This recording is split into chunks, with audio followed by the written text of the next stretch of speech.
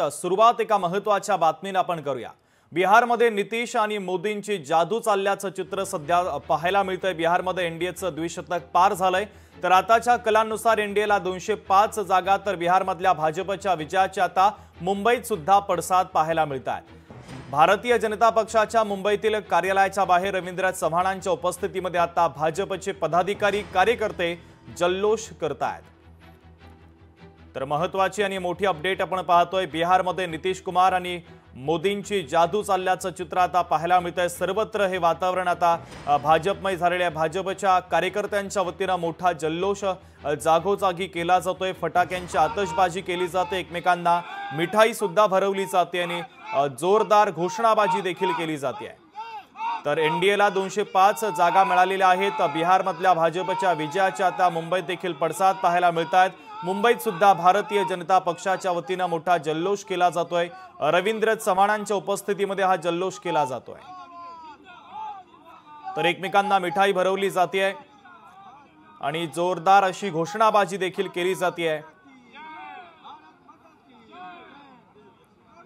तर काही नवीन अपडेट आपण पाहूयात। एनडीए 209 पर्यंत एनडीएचा आकडा गेलेला आहे, तर महागठबंधन 27 आणि इतर 7।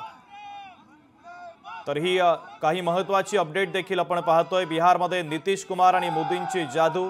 बिहारमध्ये एनडीएनं द्विशतक पार केलेलं आहे। 209 पर्यंत आता एनडीएची मजल गेलेली आहे, तर महागठबंधनला फक्त 27 जागांवर अद्यापपर्यंत आघाडी आहे। तर आताचे नवीन कल आपण पाहतोय। एनडीएला 209 जागांवर एनडीए आघाडीवर आहेत आणि आता जवळपास निकालाचं चित्र स्पष्ट होत आलेलं आहे। संध्याकाळपर्यंत हा अंतिम निकाल देखील पाहायला मिळणार आहे। मात्र भारतीय जनता पक्ष मोठा जल्लोष करत असल्याचं पाहायला मिळत आहे। दरम्यान या निकालानंतर काही राजकीय प्रतिक्रिया सुद्धा येत आहेत। या सगळ्या राजकीय प्रतिक्रिया आपण पाहूयात। वोट चोरी को लेकर एसआईआर को लेके एक बड़ा कैंपेन चल रहा था, चल रहा है और हम उसको चलाएंगे। और ये बैकग्राउंड पर चुनाव आयोग ये इम्पार्शियल नहीं रहा। फ्री एंड फेयर चुनाव करना ये चुनाव की जिम्मेदारी है, उससे वो भागते रहे और उसमें जो आए हुए नतीजे हैं ये निश्चित स्वरूप में कांग्रेस और अलायंस के लिए चौंकाने वाले। इस पर विश्वास रखना बहुत ही मुश्किल है। जो जीत के आए उनका अभिनंदन करते हुए इस जीत में कहीं ना कहीं ज्ञानेश कुमार जी जो है उनका भी सहयोग उनको मिला। मैं उनको भी मैं बधाई देना चाहता हूं। नमस्कार। भाजपा का विजय दमदार, पप्पू के हार की हो रही है सेंचुरी पार। बिहार ने आज एक ऐतिहासिक फैसला दिया है। भाजपा का विजय दमदार है और पप्पू के हार का सिलसिला अब सचमुच सेंचुरी पार करता हुआ दिखाई दे रहा है।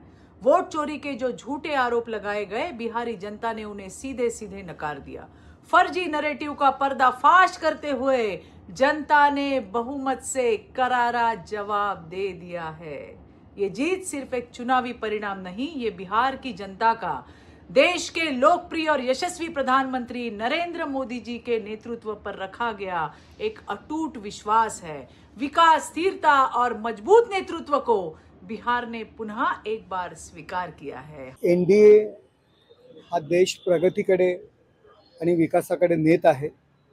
माननीय पंतप्रधान नरेंद्र मोदीजी आणि गृहमंत्री अमित शाह यांचं नेतृत्व आणि नितीश कुमार यांनी केलेलं काम याला बिहारमधील जनतेने कौल दिलेला आहे।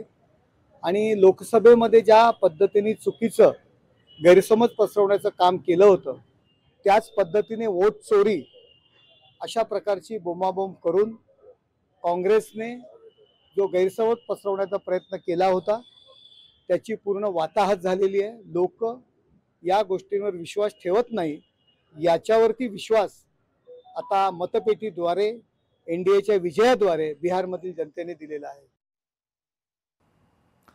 तर बिहारमध्ये आता जदयू दुसऱ्या क्रमांकाचा पक्ष ठरलेला आहे। तर भारतीय जनता पक्षाची जादू सध्या बिहारमध्ये पाहायला मिळते। बिहारमध्ये एनडीएचा बोलबाला आणि आता काही नवीन आकडे देखील समोर येत आहेत। 208 जागांवर एनडीए आघाडीवर आहेत, तर महागठबंधनची पिछेहाट पाहायला मिळते। 28 जागांवर फक्त यश मिळालेलं आहे।